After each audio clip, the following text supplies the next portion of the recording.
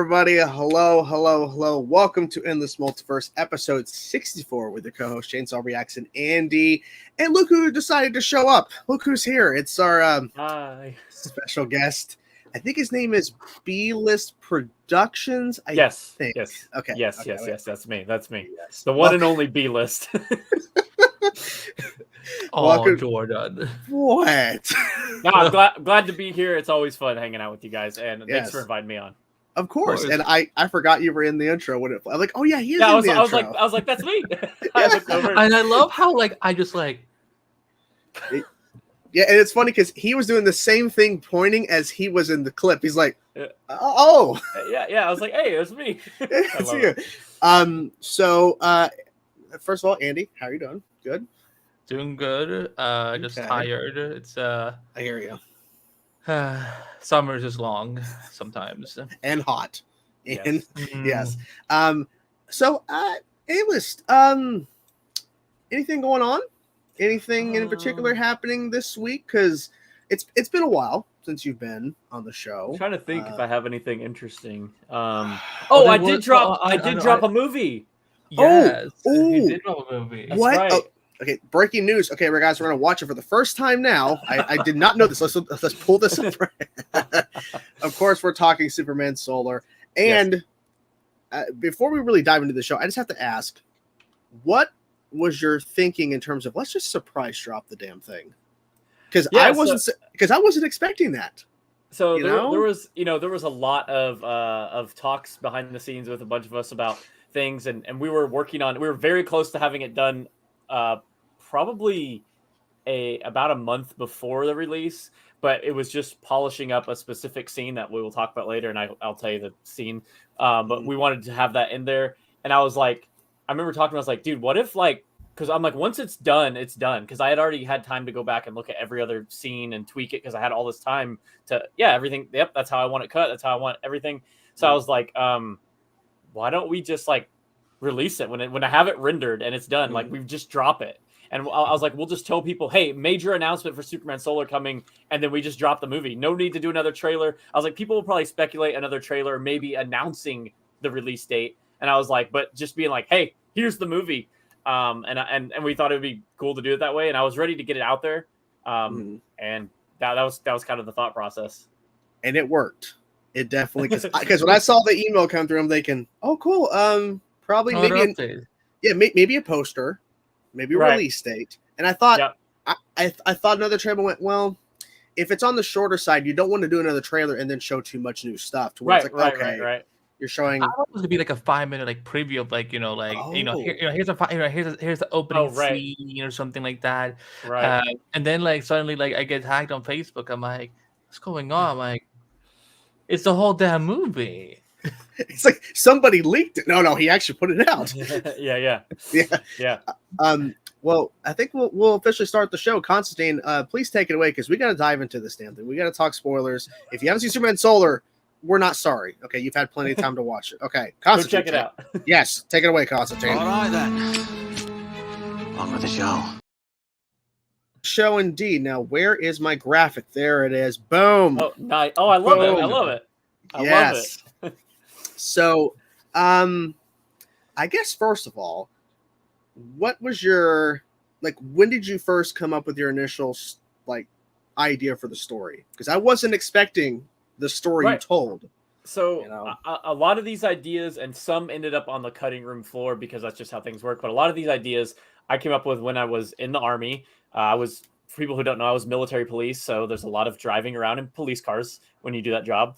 And sometimes it's boring. You're working on a Sunday. That's a holiday. Nothing is happening. So I'm just daydreaming, putting notes in my phone when I think of stuff. And that's where the initial ideas kind of thought of from that. And a lot of the main plot, the big driving part of our movie is from things that I actually responded to when I dealt with people who were in that headspace. And then the film is dedicated to my brother who passed away in 2017. And even some dialogue in the film is directly from my brother's journal that we found after he passed away.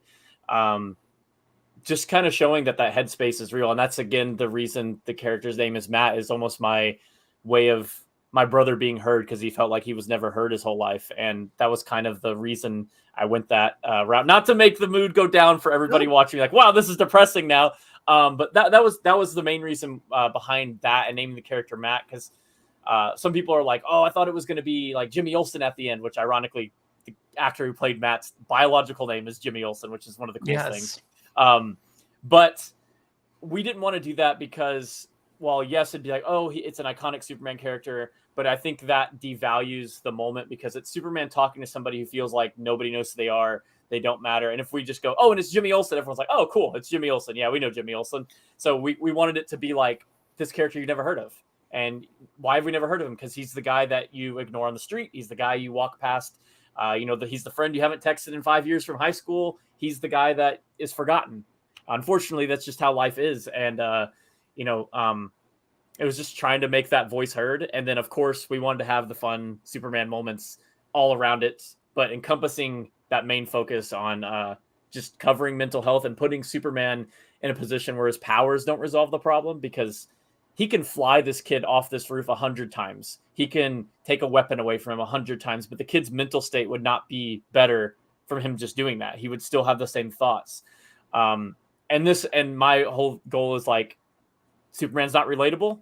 Watch the movie, because to me, that's the kind of things that make Superman relatable, is that humanity. It doesn't matter that he can fly and shoot lasers and stuff like that, because it's what's inside of him from the way he was raised by the kids. And now I'm off my soapbox, and we can continue. I have to ask, like, when Jimmy came to audition, did all of you go, is your name really Jimmy Olsen? Does he know the significance of what I mean? Because he's what, 15 or something? He's actually a lot older than that, but he looks 15, and so, or younger, 19, whatever. He looks younger. And putting out the casting call, we had it on the low end, someone who's 14 to I think it was 22, somewhere between there is the age group that we wanted, and you just have to look that way. You can look that part. And he reached out. I remember his comment was something to the effect of, surely you'll give someone with the name Jimmy Olsen an audition. And I was like, apply. I don't know. And then, I knew he was the right guy for the part. We talked on the phone a number of times, but there was one specific moment. I won't go in all the details, but long story short, I was supposed to make a decision by a certain time frame. I told the last people that were running up for the role, because it was down to the last people. I said, I'll have an answer for you Monday or something like that. And then, Tuesday rolled around, and, people are like, hey, you said Monday, right? Or am I remembering this wrong? And then I was like, yeah, I'm really sorry for the delay. It's taken me a little bit because my mom just found out that her service dog has cancer, and we're trying to do this treatment and stuff. I apologize. And, some people's response was just like, okay, got you. Okay, cool. And then he was like, dude, I am so sorry to hear that. And he was so in depth with his reply, and a genuine person. I was like, you just made me make my decision because your reaction to that. You don't because I was like, that's what I need from this character. I need someone who's going to be able to, and it wasn't even a test or anything. It was just me talking to him, and I had made it down to these last people. But when he showed that pure emotion and that heart, I was like, that's the guy I want to work with. That's who I want to be around to work on this project. That's the short story of it. But and honestly, now he's a great friend. We text all the time. We talk. He lives further, about 5 or 6 hours away from me, driving time, and we talk about comic books all the time, and planning to meet up again sometime soon to be able to just hang out and geek out about superheroes. So yeah. Nice. I wanted to ask about, in terms of the look of Superman, in terms of his actual costume, because you have a lot of traditional elements, but you have this gold around, a very prominent gold color around his crest. I was curious to know about that specifically. Of course, we've seen images when you first announced that you were developing this, but that had to be a really hard decision to determine, what do you want your Superman to look like? Yes. It was a back and forth decision, but then I was like, you know what? Why don't we instead no yellow, all gold, everything that would normally be yellow, gold. So we have, gold. I'm looking this way because the suit is right here on a mannequin. So we did the gold around the crest, and then we did the gold on the belt, and then we did gold on the boots trim, and I mean, man, the suit concept, it was like a back and forth, but I always tell people I pretty much, when I was coming up with the concept, I took color references from different media and the Amazing Spider-Man 2 outfit was one of the color things I liked for the blue. So I was like, this is the kind of blue I want. This is the kind of, and I love the Man of Steel suit a lot. I love Brandon Ruth's Kingdom Come suit that he wore, and I've always loved the Max Fleischer look. So I gave this daunting task to people that are way more drawing artistic than me to say, make these 3 suits have a baby, and that's kind of what I need. That's all the inspiration. I think you can see those if you looking at the suit that all those had a place in there. And it just worked out so well doing the gold too, because when the sun would hit it certain ways and lights would hit it, it's just like, yeah, that was a better choice than yellow for us. I mean, since you said you had a suit on the, I mean, can you? Of course. Yeah. Yes. Oh my! Oh. The detail. It can make. Let's go a little bit closer in on that S so that people can like see like the coloring you were talking about. You got. Of course, this is webcam lighting, so Yeah. I mean, it looks good. It still does look good. Yeah, and I'm guessing it took a long time to get that S to exactly what you wanted. Yeah. There was a whole separate concept art attempts for just the crest. We got the base of the suit, and I was like getting that crest right. I remember like finding other Superman like comic book references, and then even like other people's cosplays not wearing the Fletcher suit and being like something like this, but with the Fletcher logo. And then, we figured out where we were going from there. But yeah, it was a process. Yes. So I wanted to pull up this first image because I'm assuming Andy probably also liked this shot too.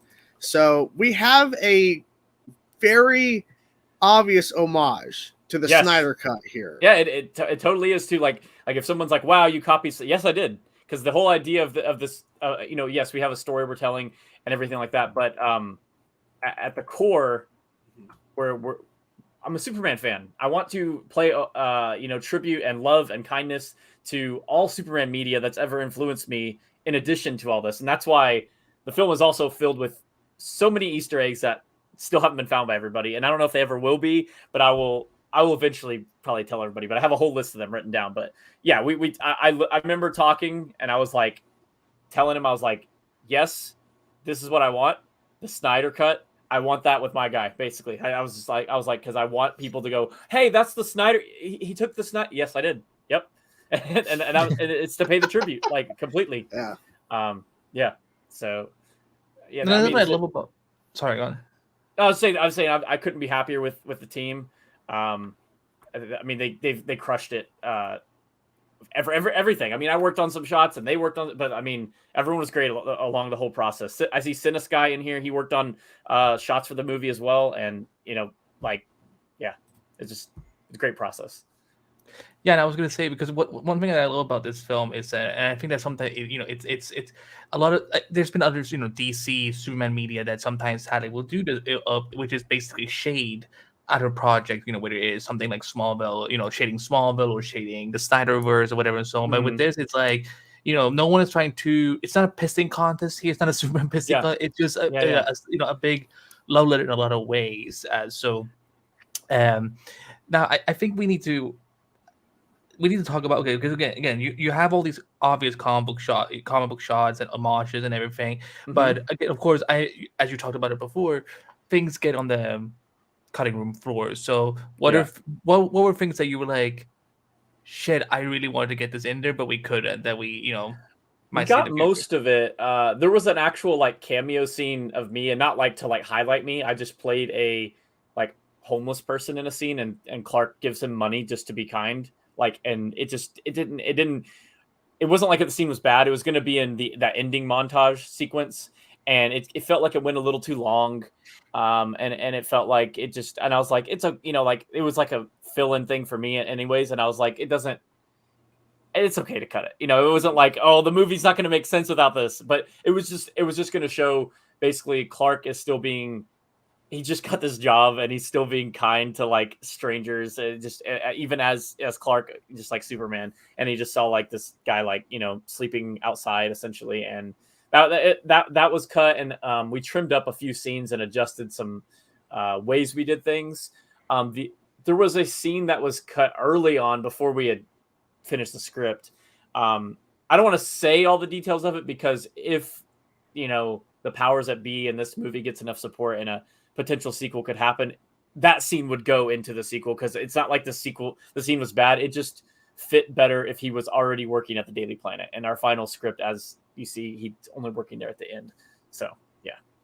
Okay, but it's me and George, so come on, just give us like a nugget, okay, what character was it that we didn't get to see? No, I mean, so it's just more of keeping his identity hidden at the workplace. It would be people conversing about how, dude, I'm telling you, that guy is Superman. Take off the stupid glasses, he's Superman. And the idea Clark can hear them because he has super hearing. He's all the way across the room. And then like one of them would ask him to, like come whatever, get like a copy or something, but he heard this already, so he like purposely falls and cuts his own hand with his like fingernail on purpose. And he's like, "Oh my god, does anyone have like band-aids or like?" And then they're like, and the other guy's like, "Yeah, Superman, like you idiot."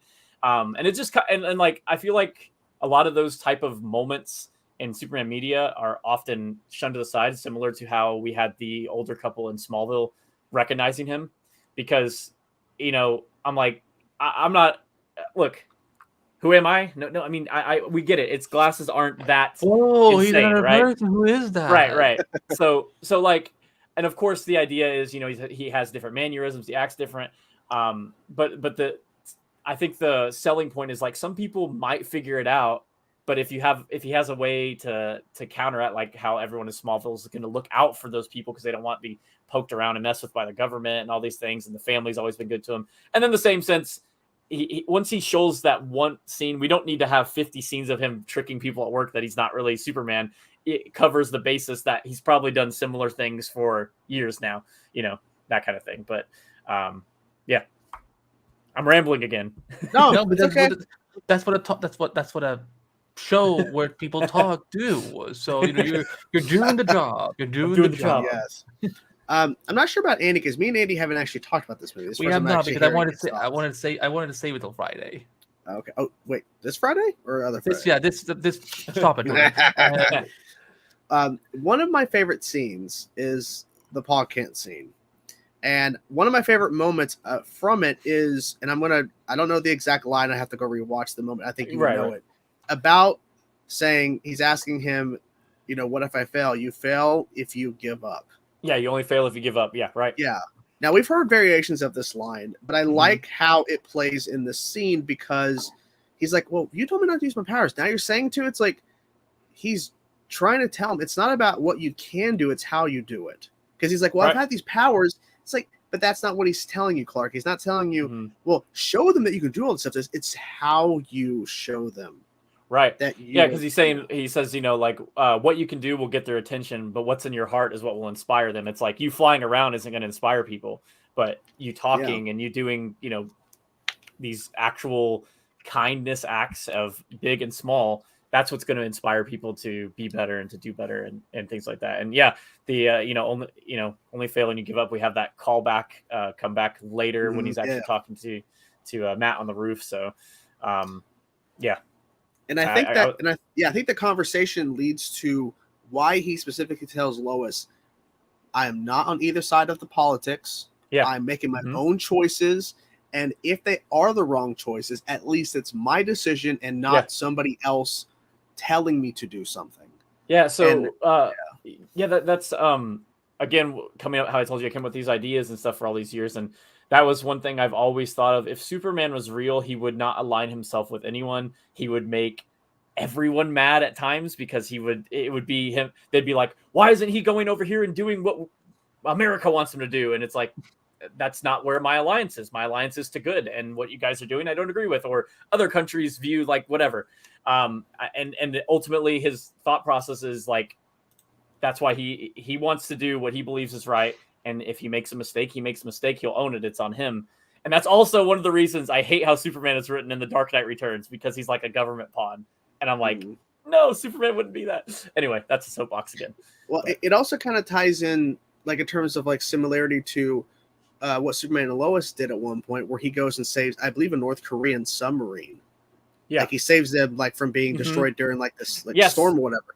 And it's like the same kind of similar thing. And then he got reprimanded for it. Yes, saying, and it's funny, we had already written and that scene was already shot, and I was like, that's so in line with our like it's similar avenues. But yeah, he gets yelled at by General Lane of like, what? This isn't the best interest for America.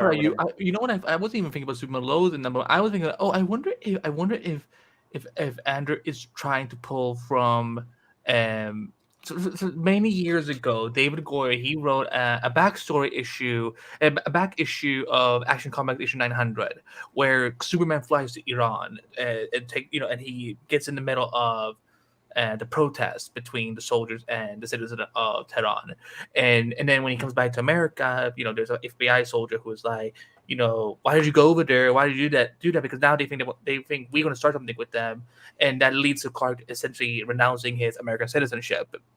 So that's what I was thinking of, like, and I'm like, it's kind of like. And when that's the beautiful thing about just media in general, the way you interpret it, the way he interpreted it, at the end of the day, none of it's wrong.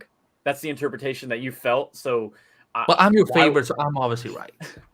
I'm just saying, like, who am I to take away how somebody felt? Whatever. It doesn't really matter in those sense. Oh no, I intended it because I wrote it this way.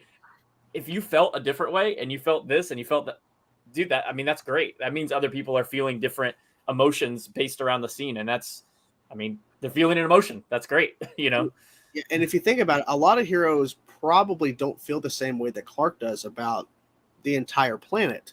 Right. Because most heroes are from a certain city, like Batman's specific to Gotham. He does help the Justice League, but Clark is like, my whole planet was destroyed.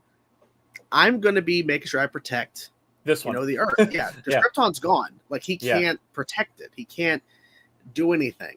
So it's unlike, say, like Hal Jordan. Yeah, he's a Green Lantern, so he's, basically policing a certain sector of the galaxy. But realistically, he's mostly like, okay, I help the Justice League, but I'm more in terms of like my hometown. And then, okay, fine. Or say like Barry Allen, he's more specific to Central City. But Superman's like, hey, I want to protect everything. That's why he goes off the different. Like, that's why I like the comics so much, is because he isn't just stuck to one location specifically all the time. If there's a call halfway across the world, he's gone. Exactly. Yeah, and then that tornado that pops up in the movie, he immediately, like, not even hesitation, not even thinking about it. That's one of my favorite shots we ever pull off. And it's it's so insane because how fast it is. I'm not sure if you're watching My Adventure Superman, the new animated show for Superman. I've seen the first episode. I need to watch more, but I have seen the first episode of it. Yes.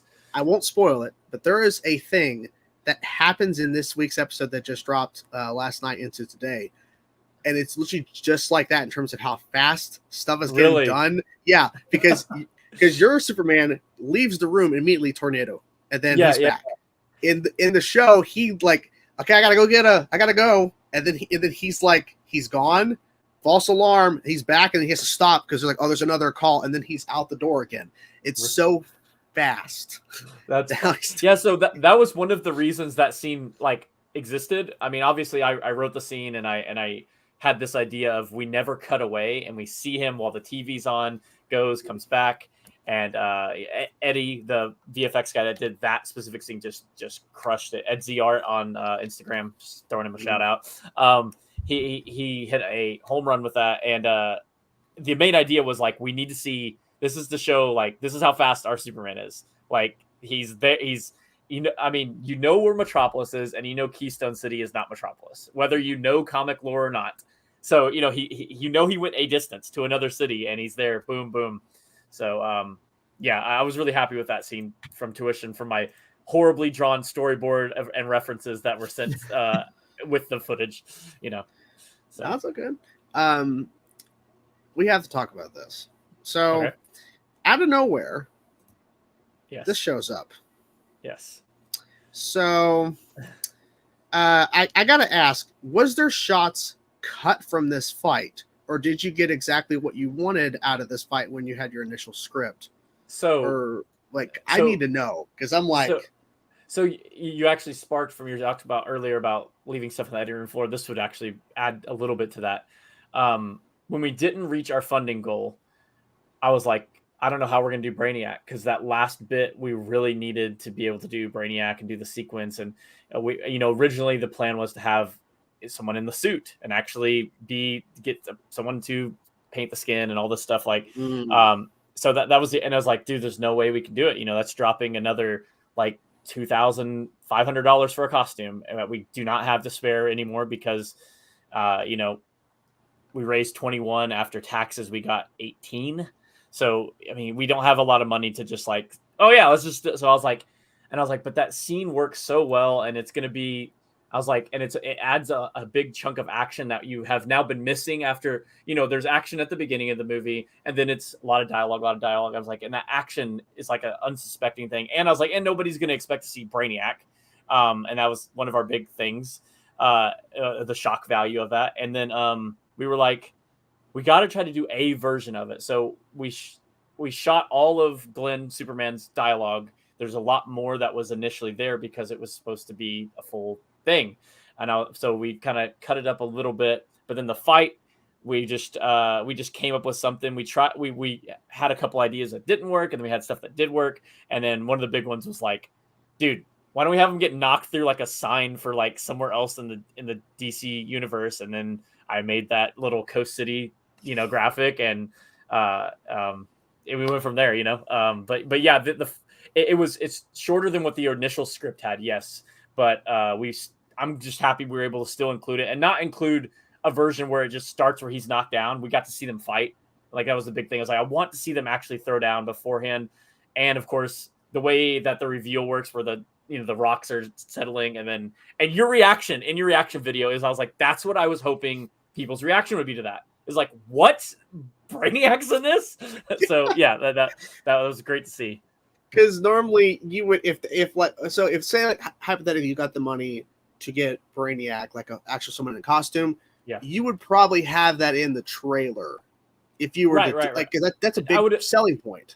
I would have definitely teased it at least at like maybe like title card comes up, you hear a voice, and then you see maybe Brainiac punch him or something like quick, and you'll be like, wait a second, Wait, but that's not so wait, he's not actually fighting someone. Like there was no stump. That was all CGI. Oh, all CG. Yep. Yeah, but okay. it gives the effect because of. But all the I will say this: the model for Superman and the model for Brainiac were not like taken from somewhere. These were completely custom builds, like from the ground up, with references and everything. And I don't know how familiar people are with wrestling. People have asked me like, well, what was the idea behind it? And like, so Brainiac is about like 7'3". He's like, if you notice in the shots, he's a lot taller than Superman, who's 6'2". And build wise, literally reference the WWE wrestler Bobby Lashley. So if people don't know who that is, that's the reference for building Brainiac's like physique and look and everything. So Bobby Lashley, if you tune into the Endless Multiverse, thank you for looking awesome. Yes.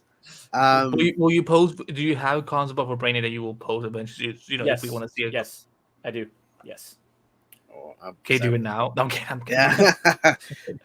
Yes. You do have another villain in this movie, and I'm not sure who this is. It's just some guy talking to Superman, and then like, so you have to like little conversation, and I'm like, where is this at? Because when the credits rolling, like, I know this was in the trailer. Yes. Yeah, and then you have this. Yes. Too. Yes. Indeed. I don't know. I don't know what you're doing. I don't know what you're setting up. That's obviously Lex Luthor. So shave her head. The first trailer that the trailer we dropped, it was only 2.5 months after filming.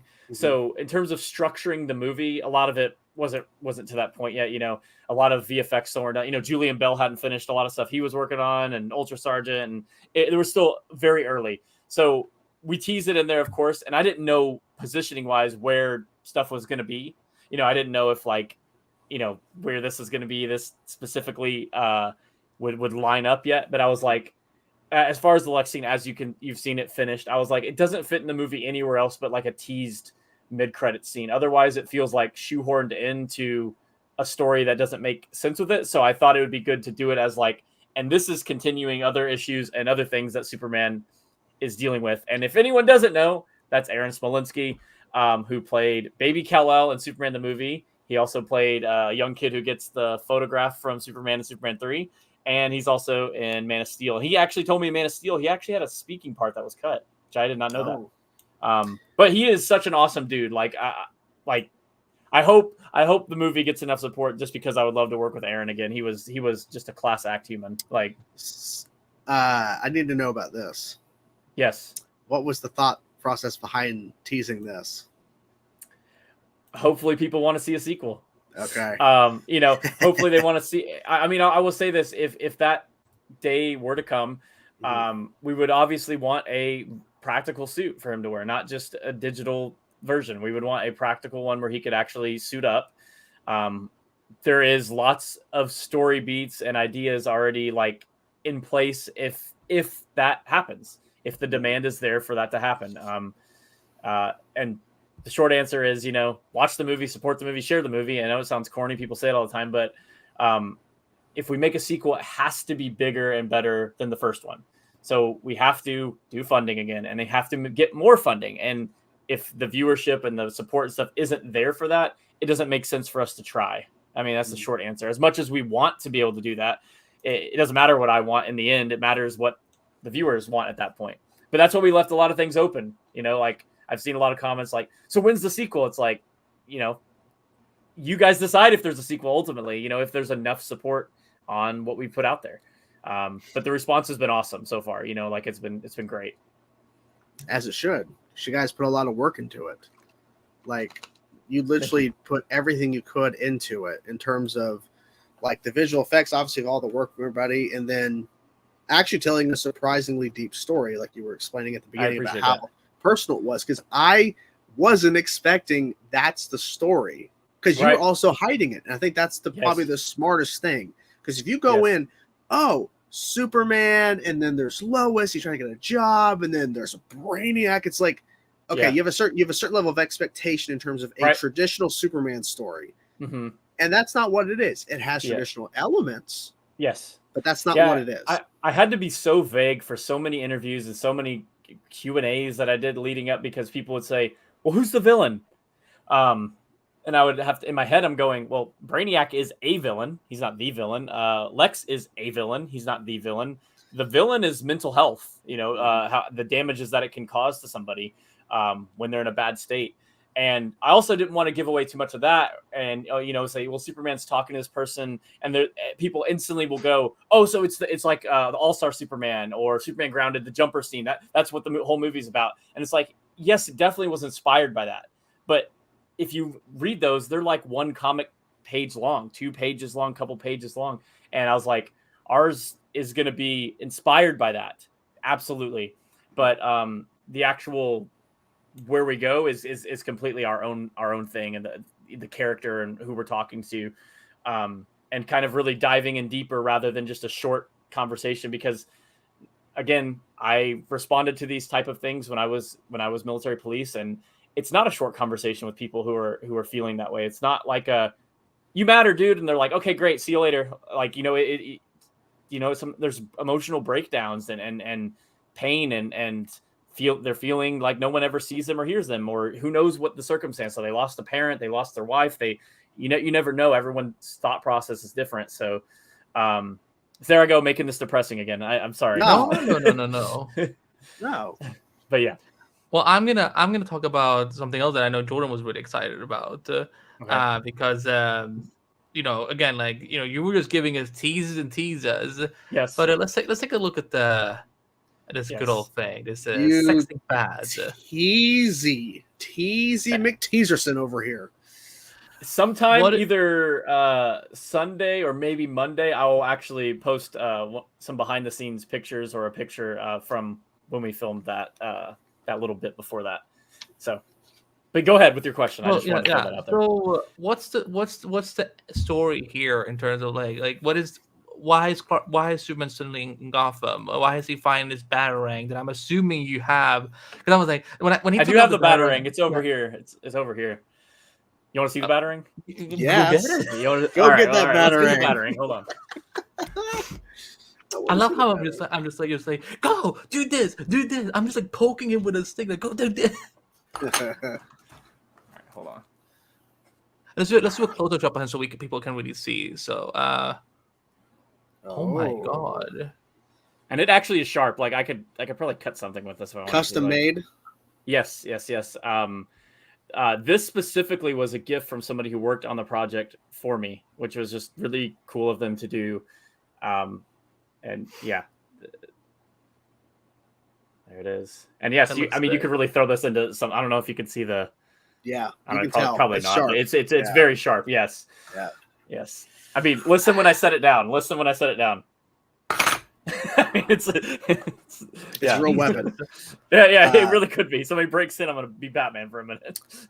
So my question is more just like a general question, because he was like, oh, I guess like that's a good question. Specifically, what's he doing in Gotham? I wasn't thinking that. My thinking was, when in the fuck was this planned? Because we're sitting there jokingly on the in the footage was included in the intro. When I jumped into that stream, you're talking Superman Solo, you were promoting, hey, we're the crowdfund, all that kind of stuff. Yeah. I remember saying, we were joking, oh yeah, you're gonna have a after credit sequence with a bunch of heroes, like as a joke. Oh yeah. And you tease. Yeah, so that was not a right off the bat idea. It was a later idea, and honestly, only about 5 people knew that was going to be coming at the end of the sequence, the movie. People who worked on the movie were like, "Holy shit! Why didn't you tell me like this was going to happen?" Like, they were like, "What?" And which it just added to the surprise. But there was a whole thought process of where the story can go next, and a lot of it is like Lex would be coming for Superman, and the way he's coming for Superman, and Superman would need help, and it would actually incorporate Matt's character again, because him and Clark would still be friends and still be talking, and he would be going to him, asking him about, do you know anything about this Batman guy like that I've read about, and he's like, yeah, there's actually a whole Reddit thread about him, like something like that. Oh my god, Superman having to hear about Reddit, that would be the most yeah Reddit, like stuff like that, but he would go through about it. But I mean, long story short, that Batarang, the reason that he's there, Batman wanted him to be there and wanted him to see the light in the sky. There's something that Batman potentially put in this Batarang that Superman could hear, and that's why. And he was wondering what he could hear, and what. So yeah. So this Clark and Bruce have not become allies yet. They don't know each other basically. They don't know each other, but I would say this: if there was enough support for a continuation, do not expect Batman v Superman. Expect World's Finest more than them fighting. They would become allies in this movie. Yes, I would be honest with that. I was literally going to ask, I think you're doing World's Finest. That was my thinking, if you're going to be able to do this, because I don't see you doing, hey, we just did a Superman movie, a very personal story. Now let's have him fight Bruce Wayne. Right. Yeah. Like, yeah. No, that's not what he would do. I mean, and I'll elaborate a little bit further.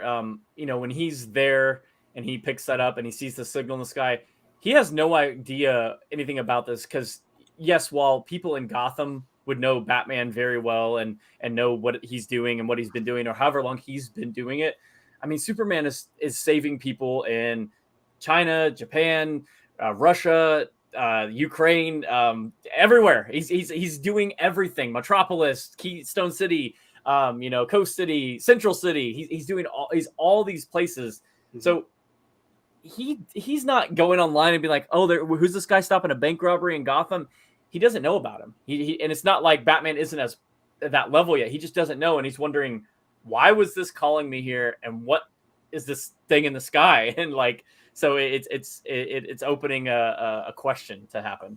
So how established are your because I was kind of thinking, like, it seems like a very like a Batman year 3, year 4 thing, and Superman is kind of like in his second year or something? What do you have you ever given a canon to that in your own head? Yeah, so Superman is a little over 2 years in this movie, around that 2 years, and Batman has been essentially being a vigilante for about 3 years. So he started a little bit before him being a vigilante and doing his thing. But I mean, I looked at it in a realistic sense. If there was a guy in today's world that was fighting crime somewhere, yes, it would get media attention. Would it get as much when you found a guy who could fly? When you found a guy who could shoot heat vision? When you found a guy who's super... Like, Batman would take the backseat in terms of media coverage rather quickly when that happened. And Superman isn't doing it going, oh, let me scroll YouTube and see who's got videos of me saving people today. He's just trying to help people. He's not looking for the fame and notoriety behind it. But Batman is looking for him for some reason. And that's kind of... And he knew he needed a way to get his attention. You know, you could literally play this up, because I'm thinking back on the Batman mid-2000s show that I reacted to for the first time. Great show, but the point I'm making is that in the beginning of the series, Batman was seen as a myth. They didn't even know for sure, is he real? There would be a lot of that too, for sure. Yeah. So my thinking is the caped wonder. Like, you know, because it sounded like, oh, this is the first time Metropolis is hearing about him. Well, I mean, other people have heard about that he exists, but it would kind of be, you know, kind of an underground thing. Yeah, there's some grainy crap footage on YouTube. People are like, I saw the Batman. And they're like, yeah, okay, like, you know, that kind of thing. Oh my God, I just thought about a scene for you in the movie, because literally, you could literally have that exact sequence of Clark is in Gotham. And then he goes back to Metropolis. He's like, the fuck? Yeah. And he has the Batarang. He takes it with him. Like, he definitely would have the Batarang. Yeah. And maybe have Batman like watching him from a distance. Like seeing like him staring up in the sky. Then he flies off. Have him like look up Batman or something. And he sees grainy footage, or someone took a video of these guys in alley getting the crap beat out of them in this guy. And it's crappy footage, but you know it's Batman doing it. Mm-hmm. That'd be really intense, because he's like, because I think that would show on Clark's face, okay, I fought Brainiac. I've probably fought some other potential villains that, but this is scary.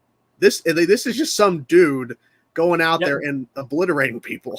The idea would be that he doesn't, since there is so much conversation and thoughts about Batman, that people wouldn't just blatantly know he's a human vigilante yet. They would be like when he would start going down this, rabbit hole of just trying to understand, he would probably ask Matt. I mean, like I said, the script isn't written for this, but we have all these ideas kind of already laid. But, he'd probably ask Matt of, is this guy like from another planet like me? Is this guy like, and then he'd be like, I don't know. People like a lot of people think he's a myth. A lot of people think he's like Bigfoot, and like there's no way he's real, like that kind of thing. So, but yeah, there would be a reason he wants to talk to him. I won't spoil stuff in case that day comes. No, it's okay. Now, if the day never comes, and this movie and Solar did what it did, bring me back on and I'll talk about everything we were planning to do. I have no problem doing that. If the and then people will be like, "Oh, I want this." It's like, you missed your chance.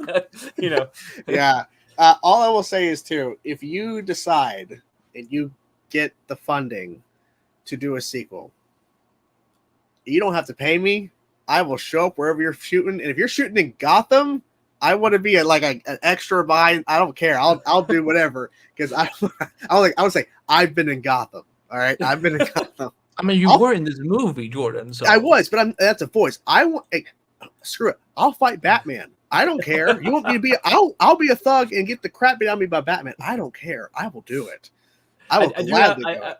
I will say, I mean, there's already lots of ideas for how our Batman would fight, and he would have a lot of influence from high flying professional wrestlers. In terms of the acrobatics he would do, like a lot of like crazy spin kicks and stuff like that. And it just wanted to be different than other media. Like, yes, he would still hit people hard like a heavyweight, but the biggest thing would be him like just unreal like spin kick stuff that we've never seen out of Batman in live action. Of course, animation, they've done all sorts of stuff, but try to set it apart, because I don't know if you could ever really compete with, and I know people probably have their own favorites, but the warehouse scene in BVS is like just iconic. Batman just wrecking people. I literally was going to mention because he literally rock bottom slams a guy. Yes. Yeah. Boom. Yeah. But no, he put the batarang there for a reason, and the signal is right above it for a reason. He knew he would look up and see, and Batman, he's thinking, and you know, he's rich, he's smart, and he's like, how do I draw out this guy where I can actually, you know, Bruce has probably been watching him for the whole 2 years. You know, footage and information. He might not know he's Clark Kent yet, but he will, I'm sure. You know, that's how I look at it, is give him time. I will now push for this movie. I will promote it more to say, guys, we got to promote and get this movie out. Please watch it. Why? Because I'm going to get my ass kicked by Batman in the sequel. So please watch this movie. I won't, that's spoilers. I won't do that. But that's awesome. Like, I'm glad you have all these plans, because just, you know, not even just Batman, but the Lex stuff and everything, like, you're kind of thinking ahead, because you don't want to be sidelined and go, oh, we got enough support. Let's not rush, but let's start working. Yeah. Like, at least you have the ideas. You know? Right. I mean, I'll say a full disclaimer if anyone is listening to this and it works out in the future. A lot of these things could be altered and changed a little bit when the script comes versus what I'm spitballing, because like everything, some ideas won't make it to the final thing. Some things will be tweaked a little bit, but that's the idea. Batman needs to talk to him. Lex wants to be in competition with Superman, even if Superman doesn't want competition, because he said, I'm not looking to compete. And he's like, well, you don't get to decide that. Here's the last little fun thing I can throw in about ideas. Okay. There is something in our universe that would be charging Lex Luthor's suit that hurts Superman generally, and it's the only piece that's ever been found. Interesting. So, okay. Interesting. But the idea would be expanding. You just gotta ask. Well, the idea would always be expanding and building the universe further. Of course. Through the stories. So what you're saying is the second film is going to be the Trinity against Lex Luthor. And no, Lex Luthor is going to become a version of Doomsday, and we're going to have to. Oh my God. No. He took him off. We're going to have Wonder Woman show up in the last 10 minutes. Oh my God. Don't make fun of my favorite movies. I like BVS. I'm fucking with you. I'm fucking with you. Yeah, I know. Now I want you to make a parody version of BVS in his own way. That's what I wanted to do now. No, but I won't say who or what or anything like that, but there would be another known Justice League member introduced in the film, but they would not be in their heroic costume yet. But unless you got a lot of funding. They would be introduced. That's what I will say. I won't say who. I won't throw a hint. But there's a whole thing of where they would fit. You also don't want to cram too many new heroes, because when I announced Solar, I had people ask if the Justice League was going to show up in the movie, like the actual whole Justice League, and I'm like, we joked about that, saying that you have like 5 sequels planned. Like, no, just let's focus on the one at hand, guys. And I kept telling people that, as I'm just focusing on Solar right now, because people go, "What's your next project? What's your?" I'm like, my life has been consumed with this movie for over 2 years. Before we, the idea, the behind the scenes, the working on the suit, crowdfunding, shooting, editing. I mean, it's been I'm trying to relax a little bit before I have to get to burning a bunch of Blu-rays to send out. I mean, because I also can relate to the whole thing of what you were saying earlier about making changes to the script, because when we did our Star Wars fan films and I was writing on the scripts, I had ideas, but then they would constantly shift. And like, oh, well, this could have worked. I literally have all like back catalog of stuff that I planned or ideas that had to change. And some of it because of shooting and potential cast issues, but a lot of it was just due to, well, no, let's go this direction instead. When I had planned for a while, I want to do this. And the difference is we didn't have a budget. It was just, I have to go buy costumes and we have to keep. I mean, I'll be transparent with the budget. I still put a lot of money into this thing. I mean, the suit was bought before we did crowdfunding. I bought that, out of my own pocket. And, a lot of other things too, making it get to where we got. Cause I mean, a lot of people watch these things like, yeah, that was cool, but they had this much money. It's like, yeah, and that covered travel, lodging, set rentals, props, costumes. Yeah, you don't even. People don't think about that. They don't think. They just think, oh, it just goes into on screen. Like, no, because you had to fly people. VFX. Yeah, Yeah, you had to fly people to location. Protection from David Zaslav. Yeah. Did you pay for hotel rooms? Yes, hotel rooms, Airbnbs. It all adds up. Renting the studio that we had full access to a studio, so it adds up, very quickly. So yeah, it was. I think a lot of people just see they raised this much, so they have that amount that they raised for every single section. It's like, no, that's for everything to make people arrive, to let people be able to leave, stuff like that. But I mean, yeah, the ultimate thing is if enough support happens to the movie, we would love to dive into the world again and do something cool and stuff. But it has to be enough demand to justify going back into that crowdfunding, because that's another thing. That's not just an easy thing. You don't just create the Indiegogo and go, time to relax for 60 days and have the thing funded. There's a lot of promoting, a lot of talking to people and asking people, and the budget would have to be more than this one too, because the thing is, there would be a custom Batman suit. There'd be a stunt Batman suit. There would be a Lex Luthor armor suit, probably two, because there would probably need to be one for up close on camera and then one for him functioning, moving, so it's not in the way. We would probably need to get a duplicate Superman suit, to be able to take some wear and tear for, action and stuff like that. So that alone is a huge chunk. And that's not even counting more people coming in, more this, and everything has to be bigger and better. The Brainiac sequence impressed people. We have to do something cooler than the Brainiac sequence then. The story impressed people. We have to do a good story that's on that same level in some fashion, So like, if you can't, my thought process, if you can't do it bigger and better, then you shouldn't even do it, like as a sequel, if it's just a standalone thing, that's different. Yeah, because you don't want to scale back after you've already established a baseline of what can be done. Exactly. And that already sounds way more, because you're it would, double suits. I mean, I see a comment saying how much. I mean, I don't know. I would have to crunch the numbers. I crunched the numbers for when we we're going to do solar before we asked for it. I didn't just pick a number and say that's it. I literally did hypothetical flight numbers and pretended like I was booking a flight from different parts of the U.S., knowing that not everybody would be from the city, knowing where people are coming from. I did the guesstimations of hotel rooms and VFX cost, and I guessed a lot of stuff, but I pieced together a price that I was like, we could do this for this. And then again, like I said, if it's a sequel, I don't know. I'd have to crunch a lot more numbers and figure out. But that's a road to cross after or if enough people watch and engage. That's why I keep telling people, if you like the movie, please like it. Please comment on it. Please share it with friends and family and encourage them to do the same. That's the only way like these things continue to spread and have legs to, see more. People say, I want to see a sequel.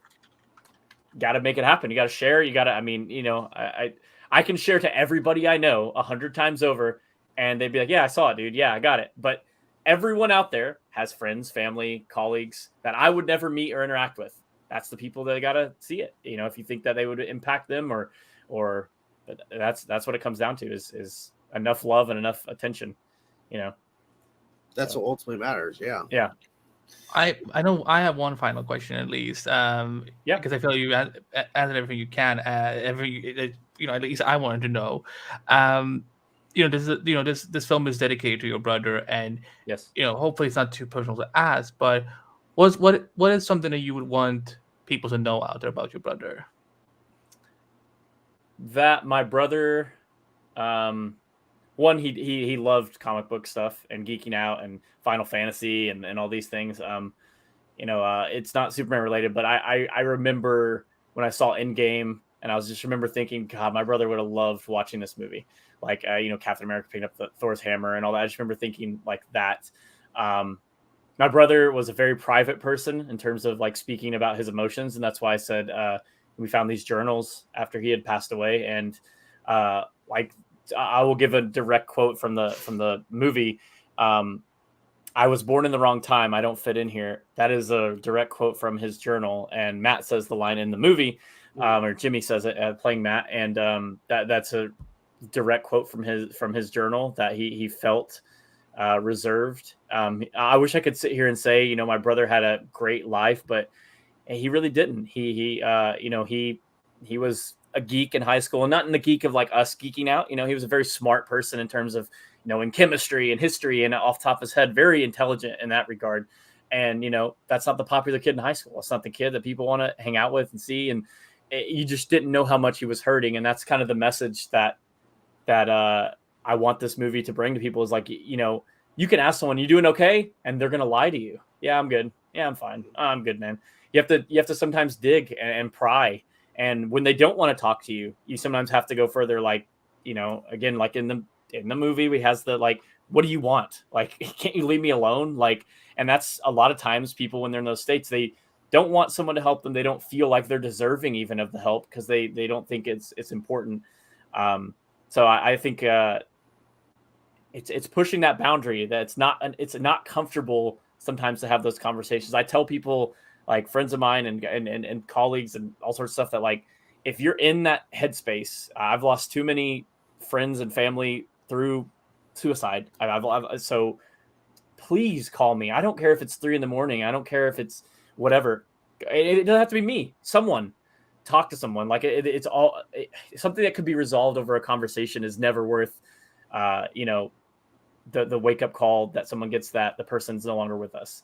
And I'm still making this so depressing tonight. I apologize. No, but, it's a real issue, you know? Yeah. No, because at first I'll be honest, when in the reaction you see him like, oh, like the suicide hotline pops up. Like I was confused. Yeah. I was like, like I wonder if this like something you wanted to make sure to at least have, just in case people are watching the movie. Like, but then you find out, okay, this is why it's actually here. It's not like just let's put that in front because I want people to know, just in general. Right. Some people do that just in general. Yes, so I thought maybe that's what he's wanting to do because he got to make this project, and this movie's going to be on YouTube hopefully forever. So people who ever come across it, they get that reminder. By the way, call this number. So it makes sense, and to me, it's not bringing the conversation down or the mood. It's because the movie wants to open your eyes to that, because I feel like a lot of the times we as a society don't really pay too much attention to that kind of stuff or that kind of storytelling, because so many shows and movies now are just focused on, you know, fun stuff or stuff that isn't on this level of, we're actually going to address this. Now, there are some shows like 13 Reasons Why, like that show specifically dives into that kind of stuff. But a lot of shows don't dive into this kind of stuff. So, And that's why, like, early on when I would be talking before we shot and people asking, so what's I would say, you know, it's an emotional story. It's a deep-rooted story. Yeah, you'll get to see those fun Superman moments. There is some fun. There is some exciting. There is some you know, little chuckles and stuff. But I was like, ultimately, at its core, it's a very personal Superman story that deals with an emotional problem. And I tried to be very careful with my wording, how I said, like, you know, putting Superman in a position where none of his powers can resolve the issue at hand, because flight doesn't solve that. Super speed, super hearing, heat vision, X-ray vision, none of that resolves this kid. It's the humanity of talking to him, you know, to figuring out where his headspace is and trying to fix it, you know, and trying to help him. That is a good point, because, like, yes, his flying could stop the kid from falling. Yes, he could use this power. Yeah, but then that kid will just, after he's gone, he'll try again. If he's not actually having a conversation. And then you have that moment. And at first I'm like, okay. But then when I think about, well, he's having pizza with the kid. And at first it's a kind of a jarring visual, like thinking like Superman eating pizza at a table. But it's because of it. Literally, if that conversation didn't go the way it did, in terms of you spent a lot of time on that rooftop. If you didn't do that, that scene would, I think, feel completely off to people. Yeah. The fact that the whole film is based around this conversation, and we're cutting away from everything and going back to it because the lowest conversation, everything else ties in. Yeah. Of course he would sit there with the kid. Of course he would. And that's what I mean, even when he talks to Lois, how he says, you know, I do want my decisions to be my own. They might not always be the right ones. it comes back to that with him talking to Matt on the roof, because he's saying like, this has to be your decision. Like, it doesn't matter what I say, what I think ultimately. And that's why also at the start of it, he just says, I'd like to talk. Like, he's not sitting here saying, I'm going to make sure you don't jump. Like, one of those kind of things.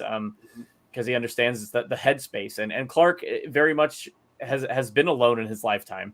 He's the only one like that, and that's another reason we made the choice to not have the Fortress of Solitude and Jor-El and all those things. It's not that these things would never be explored if we're able to in the future. It's that we didn't want him to have this easy knowledge base at his disposal at all times.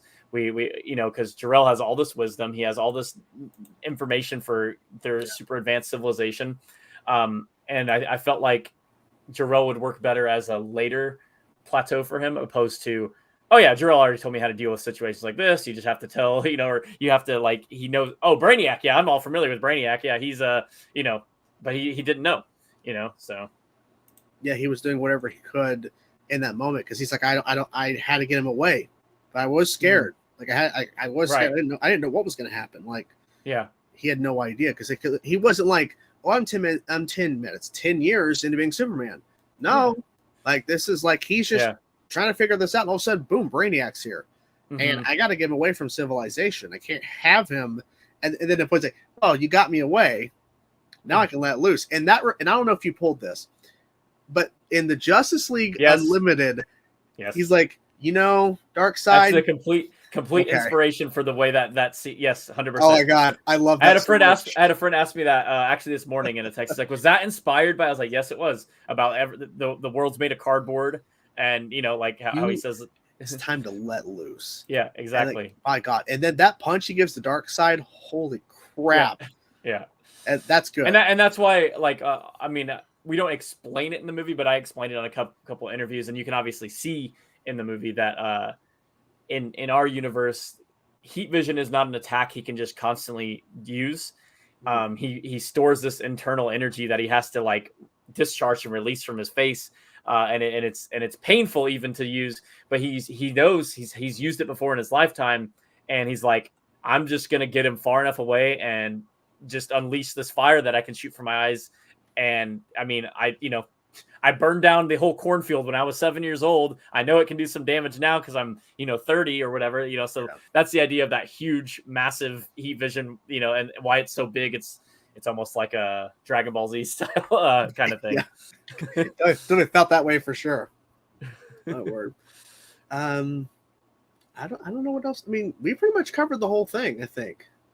Yeah. Oh, a lot of Easter eggs in there. I'll say that. People have something found them all. I've seen a couple. I think one of the funniest things, it's just the way you played. When he lands in front of that cop and he freaks out for a second, he's like, what? Like, just the way he responds, like, that's hilarious. I love that. It took a few times to get it right.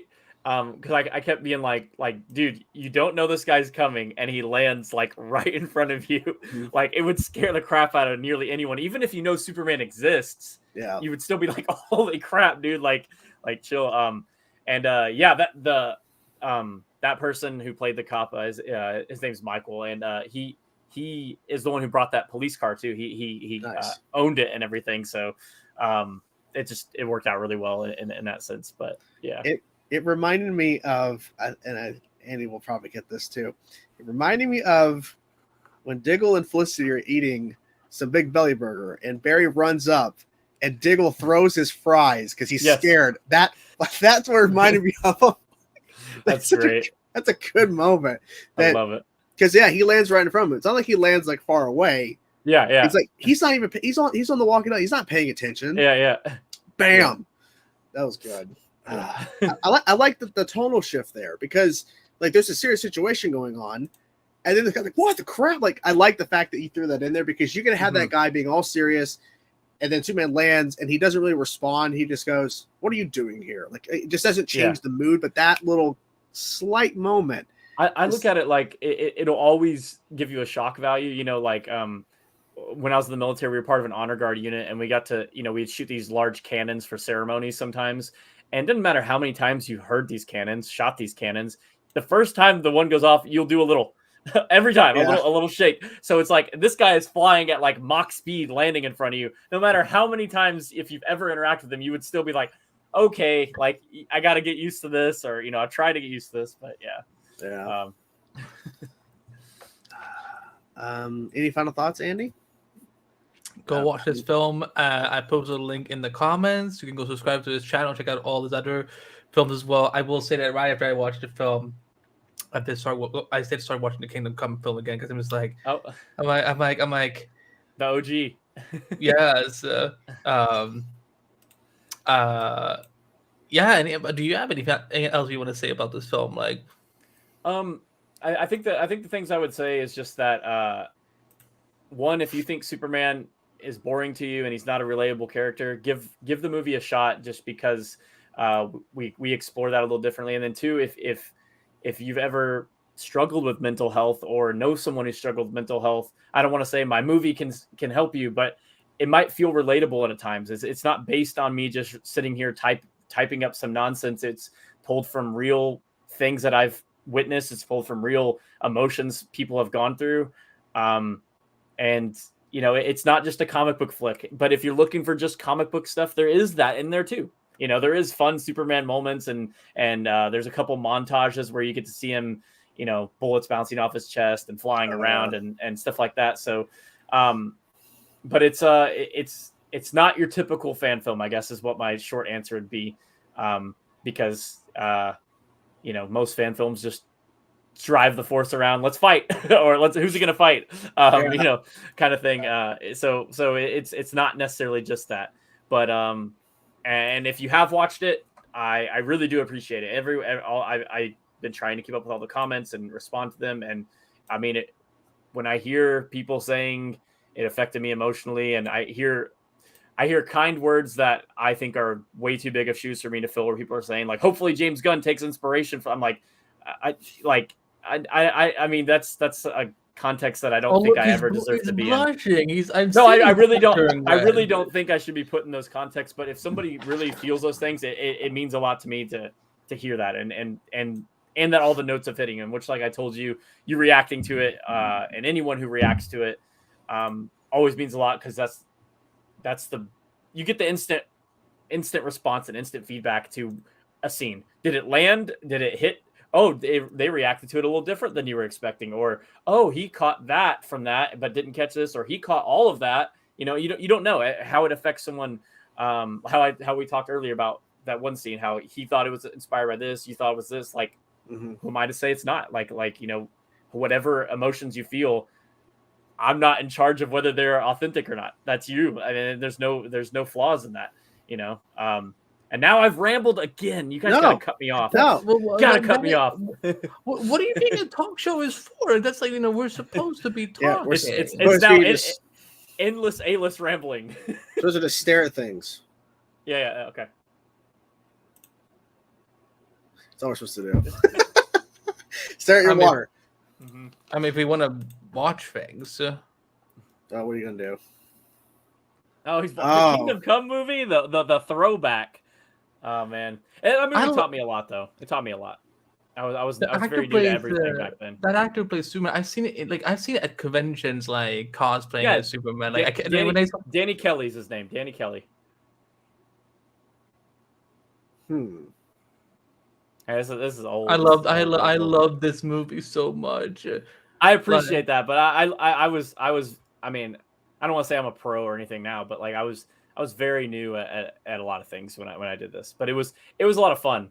It was a lot of fun. I learned a lot. Got to work with some cool people, and got to explore. Diana mad. Diana very mad.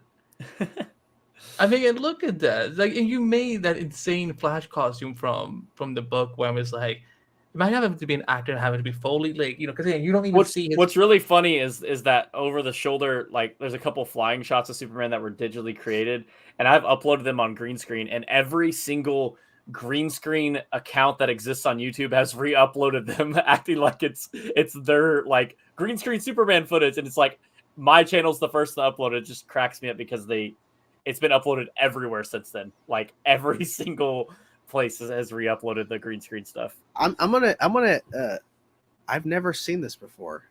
Oh, Wow! really? Oh wow! I- Imagine I- being A-list fan, having never seen this. Wow, you can't. I haven't. So this was a full movie. This is just a No, trailer. no. 2 It's hours just- long. No. No. It was the whole 6 minutes goal long. was to tell a theatrical trailer based on Okay. Kingdom Come, and hit the key points and the key moments of it.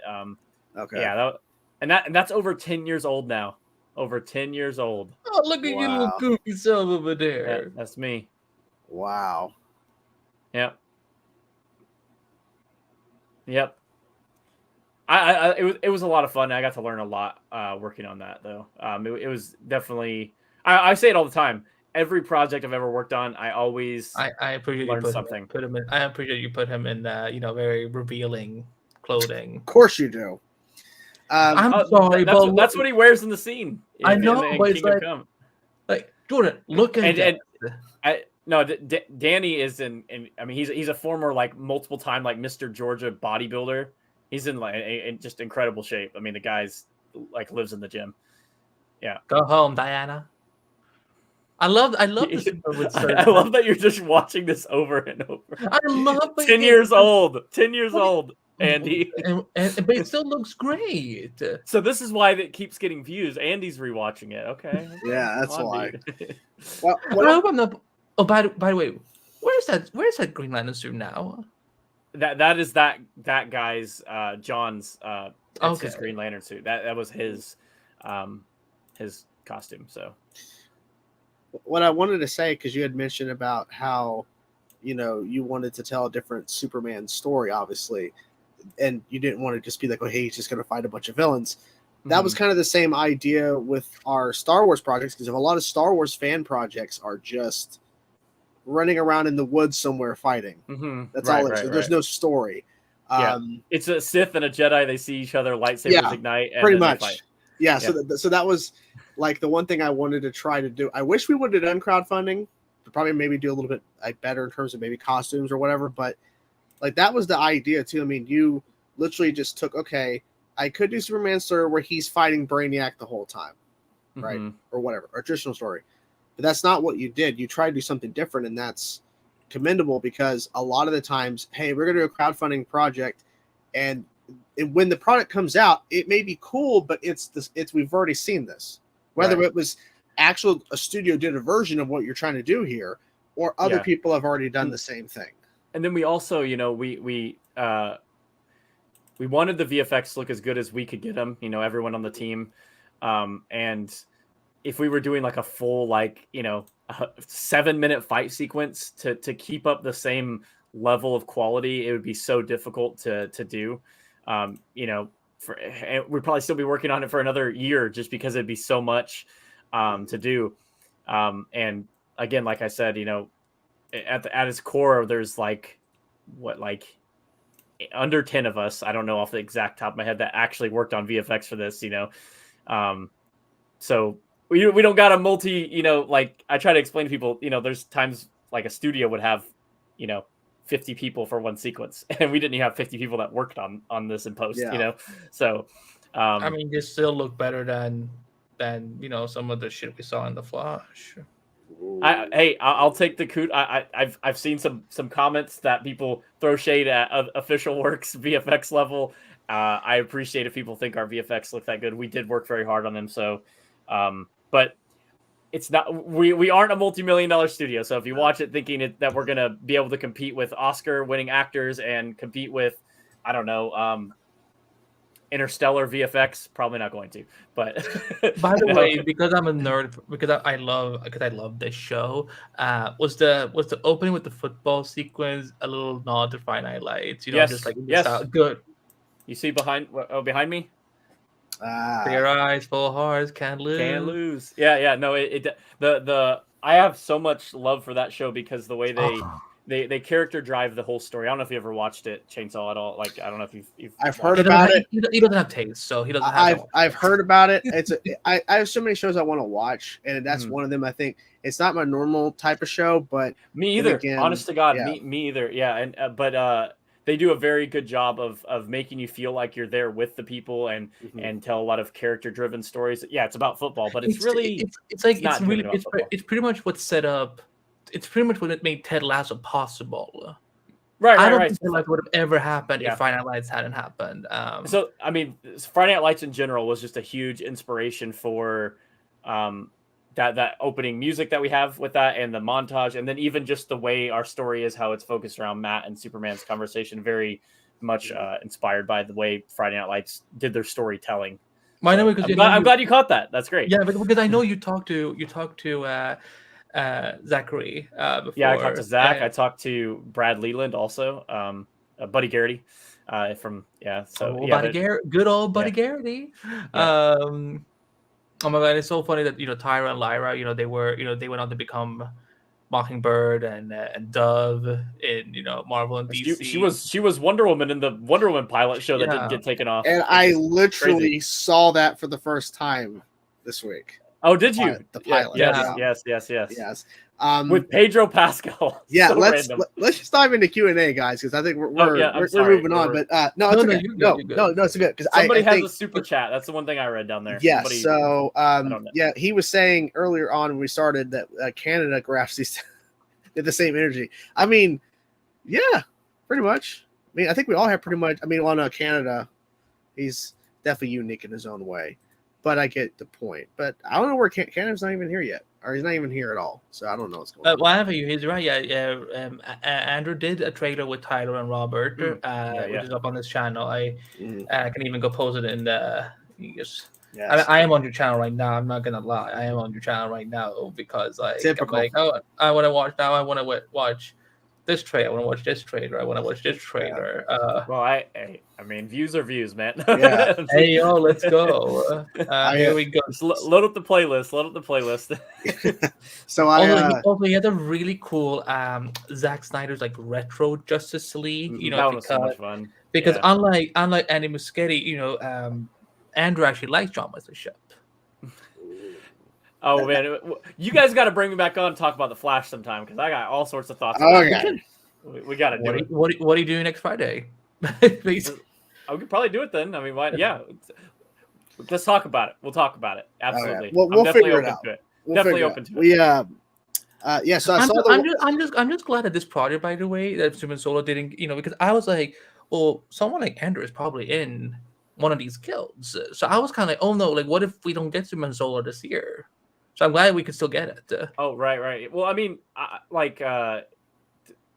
we're just so small, in terms of like the big scale of things. We're just a tiny little fan film. And indie projects are not affected by the strike. Like there's, Andrew, are you part of any of those guilds? I'm not. No, okay. Personally, I'm not. No. And I mean, there had only been, I believe, the actress for Lois might have been affected had it been around that time, like if the strikes were happening, because I don't know. I don't want to quote and say what I know she's a part of, but I know she is an actress. She does other films. She's done other projects. She's, done other things outside of this. She could have done your movie because what is specifically about the strikes is against the big studios like Netflix, Amazon, Apple, Disney. Your film does not fall under that. So you would have been okay. Unless Zaslav is just bored and wants to put something on streaming. But you can DM me. You would have been fine. And because right now there's a number of films. He was in the Writers Guild. I wonder if he even gonna let's say if we had done this interview and the strike had happened a year ago.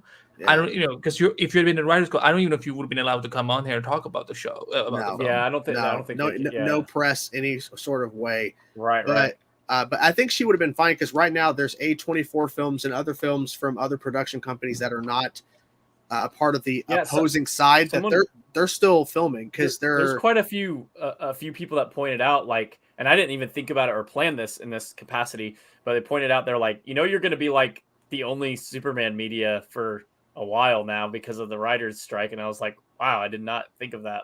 Obviously stuff that's already further along can still come out, but I didn't think about that.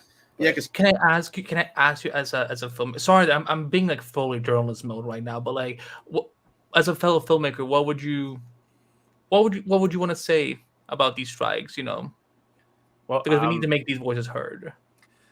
I would say come to an agreement that works in the favor where everybody wins, and it's not a complex conversation to have. It's a conversation that you need to be willing to have.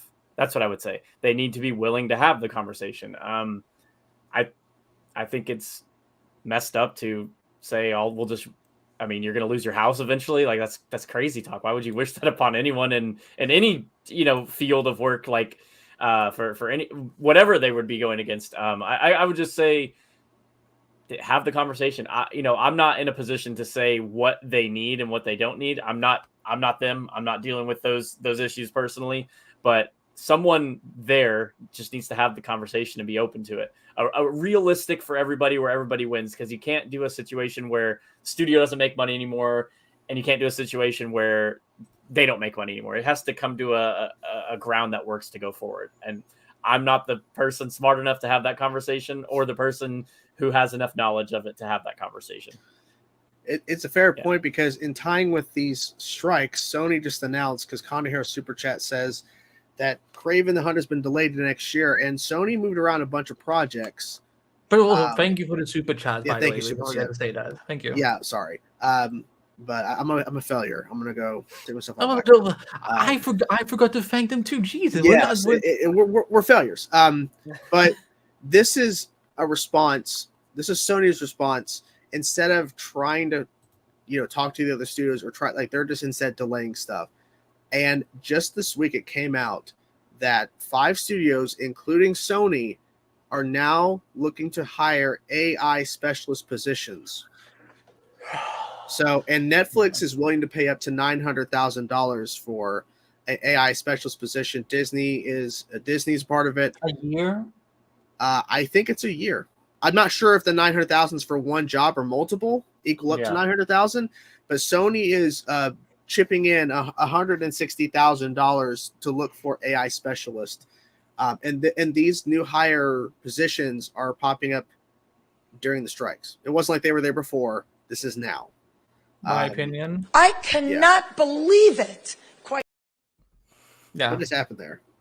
That's Fran Drescher talking at like the day of. Yeah, but all it played was "I cannot," and then it stopped. Yeah, that's the point. That's the reaction. I cannot believe it. Well, the believe it, I didn't pop it for me, so I just saw. I had to believe it. I did have the believe it. I didn't get the believe it on my end. But it sucks. Release the believe it cut.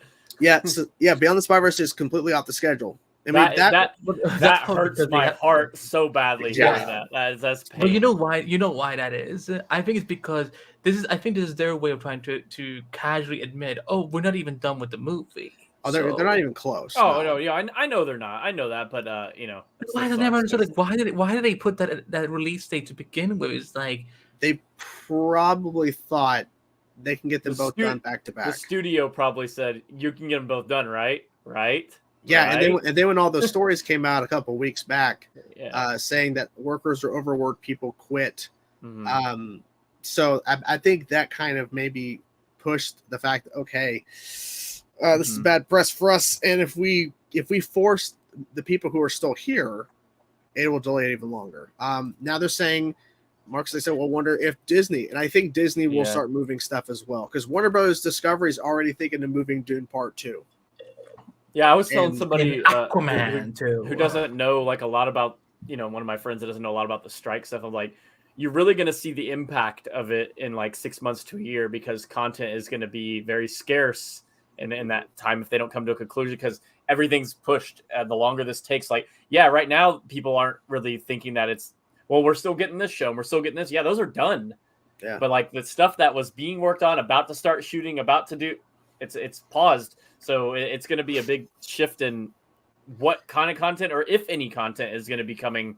I mean, people are going to be scrapping together what they have. We might get to see the Batgirl movie. They might be like, never mind, we need content. Reverse attacks. Well, also too, it's like a thing to where this is probably either one going to completely dismantle the Hollywood structure as we know it, because if the strikes keep going, eventually these studios are not going to have new content at all. If they continue down the path of we're not going to come to the table with actors or writers, this is actually probably going to push actors and writers to start working for A24, for other studios that are not under this umbrella of the big Hollywood studios, like basically smaller companies.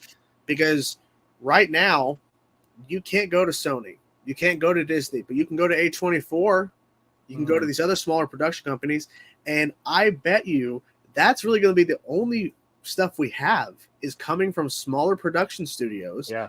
And they're not going to be Netflix content. It's not going to be, Paramount. It's not going to be Warner Bros. Discovery. It's going to be these smaller studios that get their stuff out there in theaters. And theaters are going to heavily push that stuff because that's all they have.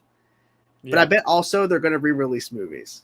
They're probably going to re-release stuff in theaters because they're already doing that now for TV. Release the air cut in that case. Yes. That's how good Suicide Squad movie, unlike IMAX can't claim anything because IMAX doesn't decide when Legendary and Warner Bros. Discovery's Dune Part 2 comes out. Yeah, that's true. That's just the facts. And this is also, too, coming this Tuesday, potentially, the studios are going to be terminating first look deals with the writers. Either new first look deals or extended deals that go on. They could potentially start cutting these deals because they're not making content. Well, that's not the writer's fault. Right. That's the studio's fault. Mm-hmm. And I don't know if there's like a legality thing in that. If they start, there's definitely legalities in. I'm assuming there's contracts. Yeah, contract. I'm assuming there's something in the contract saying you can't. Right. I don't know. They could say the writers ain't doing their jobs. Well, they can't. Right. It's a crazy time, and so it's probably good you put it out now because we have something to actually watch. And it's like, it wasn't made by, like, who cares that it wasn't made by a big studio? Like, you were able to get this done. You could have filmed this while the strike was going on, because realistically, you're not scabbing because you're not working for a studio that is they're striking against. So you would have been completely fine. Yeah, I didn't even think about it when we released it. Somebody else pointed out, like, dude, since these strikes are going on, it's like going to be like probably the only Superman media for a while. And I was like, I didn't even cross my mind. My thought process was like, the movie's done, we can get it out to everybody now. Like that was my thought process.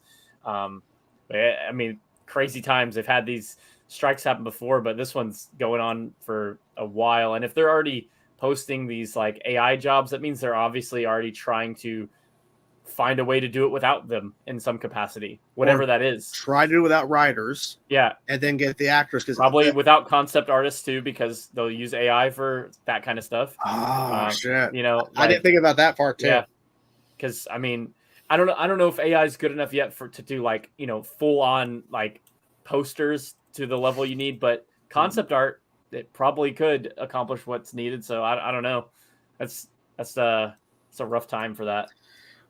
Thank you for the super chat, Connor. And this kind of goes into one of the biggest sticking points besides AI, which is I don't even know what they're going to do because I didn't even think about the concept art thing, which that makes a lot of sense.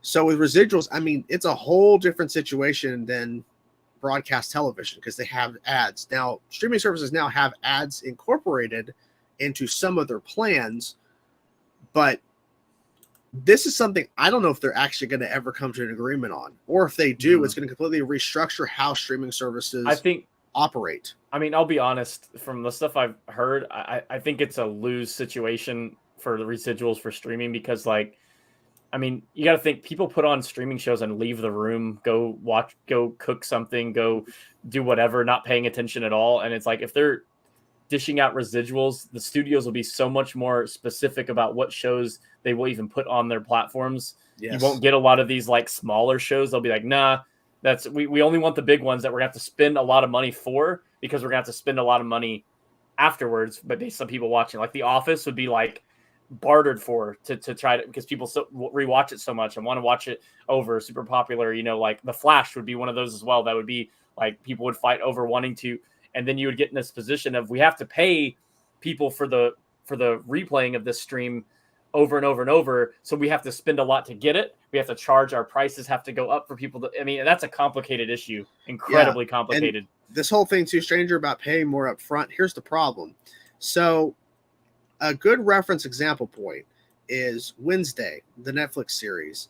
That show stayed in the top 10 of Netflix's top 10 series for weeks into 2023.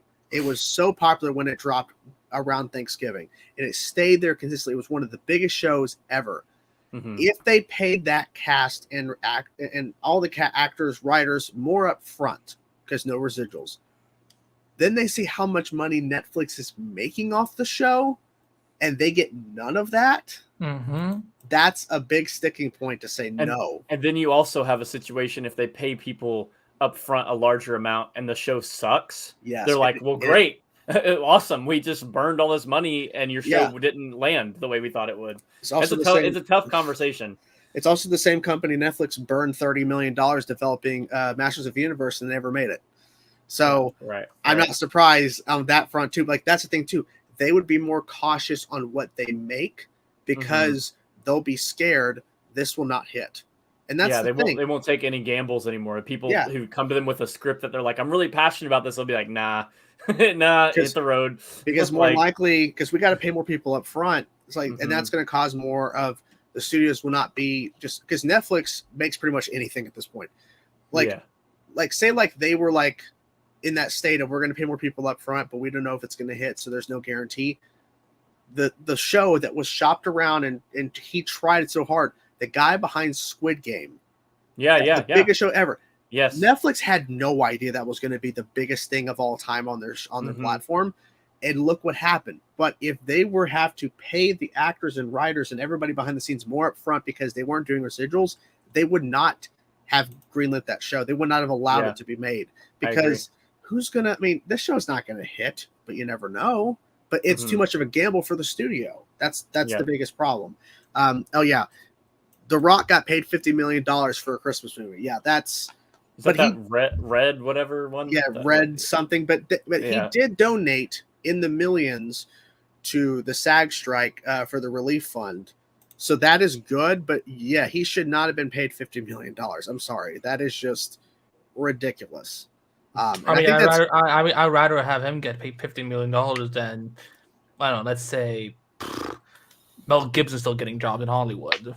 You know, the bigger point is instead of paying The Rock $50 million, how about you pay The Rock $10 million and the rest of that 40 goes to other people that work on the project? Split it out, you know? Like paying these actors millions upon millions, at a certain point, the other actors are chopped liver. Right. Like, because like almost 90% of all the actors in the SAG union don't make enough money to get healthcare, healthcare benefits. I mean, that's insane. Yeah. And the studios just don't give a shit. And the fact that if you're shooting in a location for your show that isn't your hometown, I didn't even think about this part, but they pay for maybe the first season, or they give you a certain amount of money for like Airbnb or rental. But then if the show keeps getting picked up, they don't pay you more extra money to stay in a location. You got to pay for your own shit, right? To stay to shoot your own show that you're a part of. Exactly. That is bonkers as hell, but it's been a known thing. It just wasn't out there. It wasn't available to the public necessarily, and that's pretty messed up. Yeah, completely. Now we've all went down the rabbit hole. If anyone runs out of shows, to go watch Friday Night Lights. That's gonna be the thing. It's this, like, basically what's gonna happen. You're right. All the people are gonna notice shows they've never watched, and shows that it's gonna be popularity. Basically the pandemic sequel without the pandemic. It's gonna be we have no binging. There's no new content.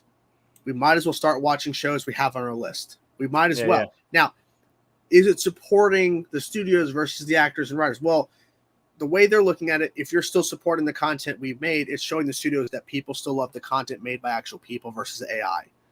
So, but in general, people who are not paying too much attention, they're realizing their shows are coming back.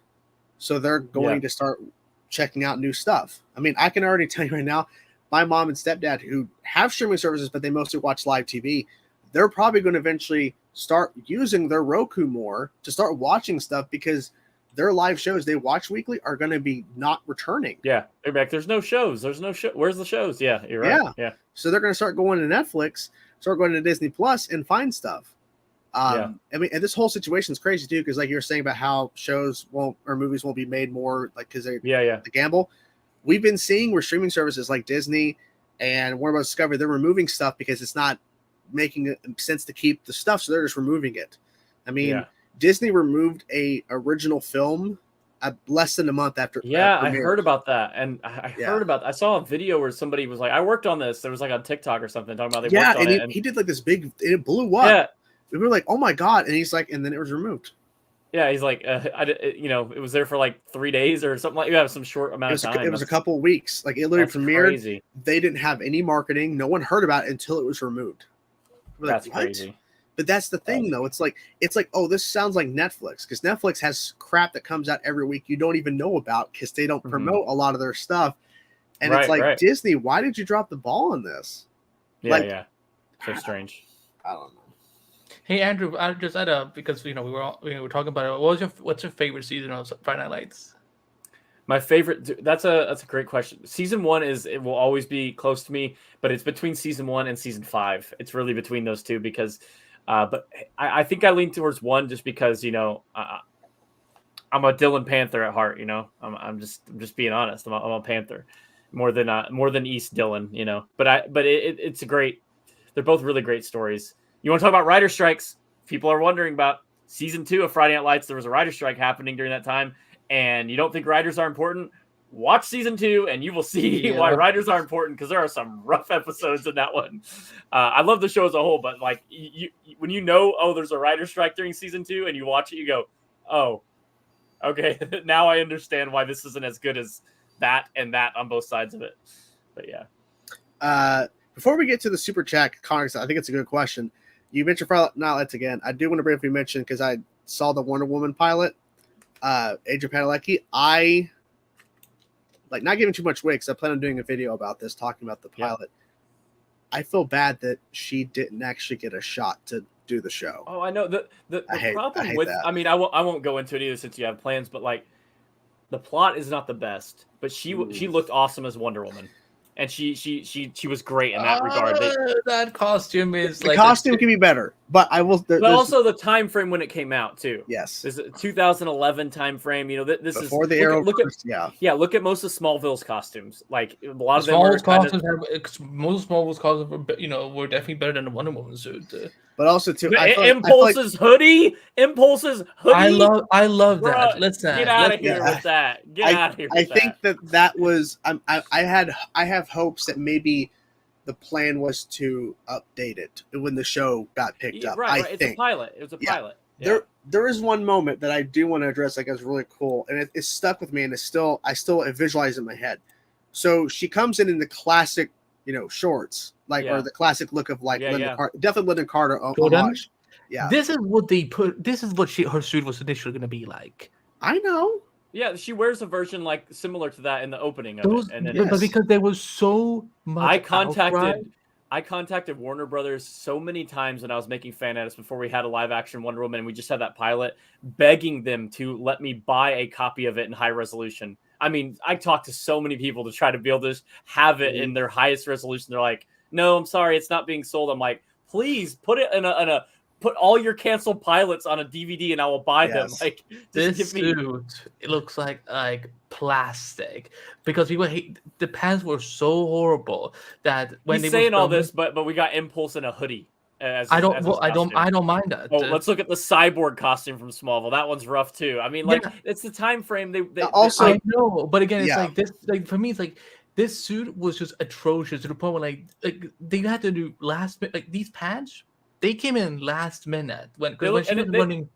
It looks a lot better with those pants. Yeah. So they look good. So the point I was going to make, because ultimately at the end of the day, we all have different opinions. So if you don't like the suit, that's fine. That's not the point I'm making. The point I'm making is she comes in, Linda Carter homage, clearly, because she doesn't have the pants on. But it's the shot during the fight where I think she kicks it. She kicks a freaking what what do they call it? Crates or whatever? Those giant. Yeah. She kicks one into like a guy or whatever into another one. I'm like, that is like, I don't care that this fight, you see the wires and everything because it's not completed. Yeah. Right. I was like, that is fucking awesome. You're like, that is such a cool little moment because like that's what Wonder Woman would do. Because she's like, because she's very strong, and that was their one time of actually showing how strong she was. Besides, of course, slamming, the woman up against the wall or whatever, choking her. Yeah. She like kicked that thing like nothing. I'm like, that if we would have got this show, we would have gotten things like that to show how strong she is and how effortless it was to just bam, just kick the crap. Like I just love that. But yeah, the story wasn't the best, but it had promise. I don't remember the show, but that costume gets used again when Erica Durant's played in Hair as well. like someone who had like she thinks she is Wonder Woman. Yeah, and she wears the costume, which is like what in the random, and it's the same costume. I don't know if it's so random. And there's people that theorize because it was NBC, and NBC same that got Supergirl later. No, CBS got Supergirl. CBS. I wonder. Here she is. Yes. Yeah. Yeah, I wonder if this show would have continued, would we have gotten a crossover with the Arrowverse with this? No. You don't know that. He doesn't know. I know things. I know things that they were initially. Trust me, David E. Kelly could not care less about superhero properties. That's all I will say because I don't want to get in trouble. Who's that? That's the guy who David Kelly. He created Alan McBeal, and he's the one who created this show. Yeah, but he's saying if the show came out and was successful, would it have crossed over with the Arrowverse? That not if just based on the pilot we got. You're saying if it succeeded because of I will say that if it had on CBS, more chance than likely because of the collaboration between them. But see, the Flash crossed over with Supergirl when they were not on the same plot. They were but CBS. But okay. Who owns the CW at the time? Warner Brothers and CBS. Here's another wrench into your problem. Constantine at NBC, and Constantine was able to go to the Arrowverse. Because Constantine was canceled. It didn't happen at the same time. Wonder Woman could have went on for a couple of years, got canceled, and got brought over. It's possible. I'm just saying the short answer at that point is it would have been too late. If you talk enough and work out enough numbers and crunch enough numbers and it makes sense, it'll happen. We just had a movie that had 3 Spider-Men. If it makes sense, they'll do it. Sony shares Spider-Man with the Marvel universe now, and I remember talking to people about that idea years ago. They're like, "That'll never happen. That'll never work out. There's no way the studio will ever do it." Happens now, Yeah, so I think it could have. We don't know, funny, but I think because it's a what if. Because we're not living in a world where the show got made.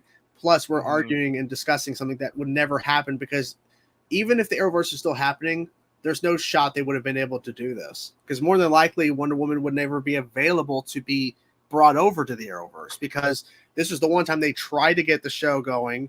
The NBC dropped it. And then, of course, we see Gal Gadot, Wonder Woman. Of course, that's done too. But like, they weren't having. Well, you're forgetting about Amazon, the prequel show that they were. But that never happened either. So like that. But it was going to happen on the CW. So that would have been more likely. Well, of course, like that. Of course, but like we're saying, because see, Amazon would not have been made if Wonder Woman was on the air. If that show would have happened. So there's a lot of like, I bet there's a universe where the show got made. And there's probably a universe where the show got made and it crossed over the Arrowverse. Or there's a universe where the show didn't get made and then Amazon got made for the Arrowverse. And there's probably a universe where the Trinity is not Oliver, Barry, and Kara. It's Oliver, Barry, and Diana. Because that was something too. Because her show would have came out first before Supergirl. So the Trinity would have been them, which would have been crazy, like insane. So speaking of this, your movie came out at a perfect time, by the way, speaking about aliens. So UFOs, aliens. Okay. Thank you for the super chat. But I mean, that guy came out and said, yeah, we've gotten crashes and non-human biologics. And then you put out your Superman movie, like, are they confirming Superman has landed? Is he here? They're confirming it. We have gone down the rabbit hole after Andy's one question about the writer's strike. Yes, now we're down to aliens, which, look, I think there's aliens out there. Have they landed and crash landed here? Who knows? But if they have, I wouldn't be surprised because the galaxy is so vast, there's no way we're just by ourselves. Yeah, it's too big of space to. And if we are the only thing out there, why is the universe so big? It doesn't make any sense. Yeah, it's like ever expanding. And yes, Marcus, they did show the mascara, or yeah. So it's out there, but. I mean, just like in Smallville, they reference Batman and Wonder Woman in an episode, and we never see them like they're referenced. Yeah, like, and then was it season 11 in the comics? They actually bring them in. Yeah, like in the show, Chloe says something like, "I've met this woman." I've met this wondrous woman, and this man with so many gadgets, he doesn't know what to do with them." I'm like, "Oh, okay." Oh my god, that's like it's a line in a Legends of Tomorrow trailer where you have Rip Hunter say, "I've seen Men of Steel die and Dark Knights Fall." That one, yeah, Dark Knights. I've seen Men of Steel die, So Dark Knights fucking fall. cringe. It's so I'm like, oh my god, guys. And they didn't. But at the time, that was before you could say Batman in the Arrowverse, before Elseworlds, before. It's always been weird how DC is so reserved for that. I'm like, you own all your properties, and you're not letting your other shows reference stuff that you have all the rights to. It's so weird. Yeah. What happened before Oliver could say Bruce Wayne and then Batman a million times in the Elseworlds crossover? Nothing. It's just, we can now say it now. Yeah. It's like exactly. It doesn't. It's fine, guys. It's fine. Just have them say it. It's have the Batman. It's like, it's dumb. It's dumb. So then Batwoman would just say, Batwoman would just one day goes, "Oh, I want to dress up like Wonder Woman." I'm just like, I'm sorry, what now? They can say it? Yeah, it's stupid. Well, it's like Marvel. It's not like the Marvel situation. Marvel, they can't like mention mutants in the MCU at a certain until obviously the Fox buyout. But it's like, DC, like you said, they have everything. Yeah, why reserve your other characters to not say stuff? It's so like the Green Lantern thing with Diggle. Why did they put that reserve on there? They could have just said, "Yeah, let him say the oath." Like, could have done that. They just said, "Nah." Like, why not? Probably it's just ridiculous how they're very stingy on certain things. Other things, who gives a crap? Do whatever you want. It's like, it's like whenever they would talk each year about they tried to get this character, get this, they said no. It's like, yeah, I get it because they don't want to dilute the stuff, or they want to have something for the movies. Because the whole thing of season 3 of Arrow, we're gonna do a Suicide Squad movie. You have to kill off all your Suicide Squad characters. It's like, okay, and they had plans for Harley Quinn, and that I remember of course, that. Yeah, got the cameo, but they had more plans. Well, I will say this because this is where I know it's easy to blame Warner Bros. For everything. Here's what people actually don't know about this. So Warner Bros. Said you can't use the characters. They never ordered Mark Guggenheim to kill them all off. That was Mark's decision. So I think it's hilarious that he couldn't just just send them off. I think it's a big FU to Warner Brothers in a sense. Just all right. But he just looks stupid. Well, that's his own fault though. But yeah, I mean, at least we have a Superman movie that we can actually watch. True that. Called Solar Superman. Solar Superman. Yeah. From AListProductions. AListProductions. Yep. Mm-hmm. And can't wait for this sequel, Superman Solar 2, Electric Boogaloo. Yes. It's actually Superman Solar 2 into the Wonder Woman pilot verse. So okay. If you get Adrian Padalecki back in the suit in the Wonder Woman outfit, and you have Superman, no, that'd be the best thing ever. So you do the sequel, World's Finest. You got Batman, Lex, all that. You're at your end credit scene. There is like Superman and Batman, like wherever, right? If Padalecki wants to come be in my sequel, I'm doing it. Yeah. You have them like Bruce is like talking to Clark, whatever, and they're in their suits and they're like, say it like at the Wayne Manor or something, or something. And then there's a knock at the door. It's just dumbest thing ever. But all of a sudden it's like Wonder Woman or something. I don't know. Yeah. Right. And you have Adrian Padalecki show up and she's like, "Hey boys." And then she looks in the camera and is like, "I'm back." And then it cuts and then it says Wonder Woman will return. It's yeah. Right. That's hilarious. And you put her in the original suit. I don't care what Andy says. You put her in the suit again. You just have her wear that suit. She's got to be in the suit. Yeah. And then you update the suit just to mess with people. And then in the credits, I put Andy really loved the Wonder Woman suit from the pilot. That's so we had to bring it back. Welcome back, Andy. Welcome back.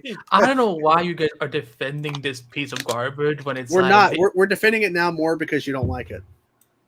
And because I don't want to enable David E. Kelly any further. Well, I'm not enabling whoever this guy is who created the show. I don't give a shit about that. I'm just saying. David E. Kelly created one of the biggest shows in all of our time with Alan McBeal. That's like what Calista Flockhart created Robert Downey Jr. on television before he was. Never heard of it. Don't care. My thing is I promise Shelby has not heard of it. The new Superman stuff is my fan film. That's yes, what Superman we're Solar. talking about. But the thing is that our point. Not so much about the suit. It's more of like I think Adrian deserved a shot to be Wonder Woman. Not saying that David should get a job. I'm just saying. And all I said was I thought the pilot was garbage. Listen, I love Adrian Palicki. If she wants to be Wonder Woman in James Gunn's DC universe, I am all for it. That woman does not age. She looks the same as she did in 2005. You know. Now, and again, for me, it's like I love the idea that Tyra left Texas and became Wonder Woman. That's my headcanon because. And Andrew will know exactly what I'm talking about. Towards the middle of her run on the show, they just started throwing her the most random storylines ever. They did. I know. So B-List Productions. I know you have James Gunn's phone number. Call him up and say, "I got your Wonder Woman." Okay.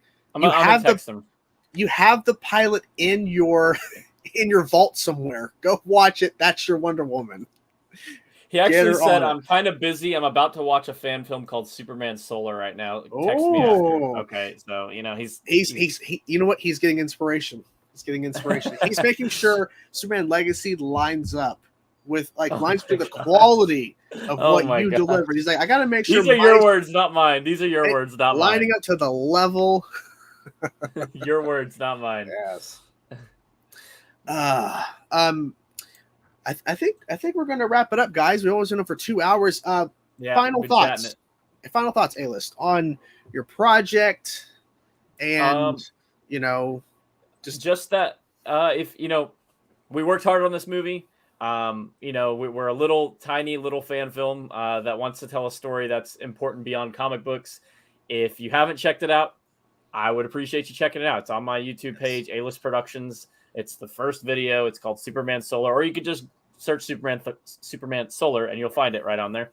And if you have more time than just watching it, click like. If you have a little bit more time than that, type a nice comment or type your thoughts. Not a nice comment, whatever your thoughts are on the movie. And then, if you have even more time than that, send it to a family and a friend, because that's what will only enable the potential of doing more in sequels is getting a lot of people to want it, viewership wise, engagement wise, and those kind of things. So, you can rate it on IMDb. Get pages like Screen Rant to write articles.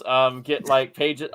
or other pages too. But if the demand's there, more can happen, and feedback is always welcomed. So if you have time, please check it out. It's 30 minutes long. Well, 30 and minutes, watch all the way to the end. Watch all the credits. All the way to the end. There's a surprise for all you people out there. You're not prepared for it. What do you mean, you people?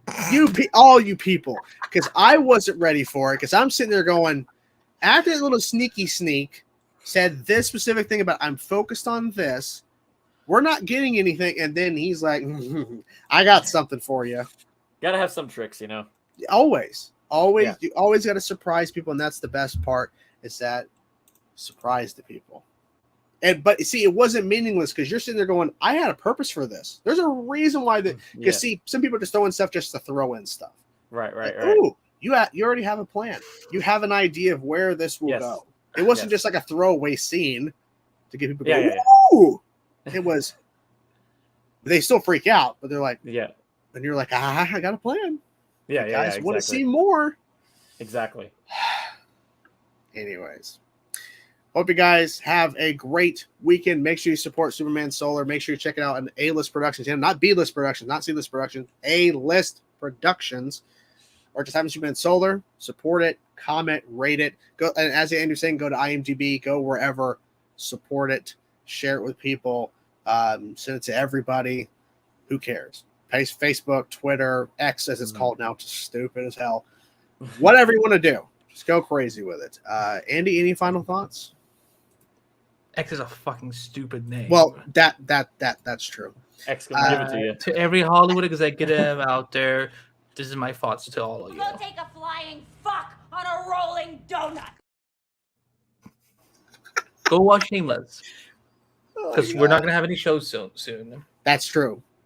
And as you guys know, we end on the greatest clip ever created ever. Make sure you look at Nora in the beginning, standing back there, stiff.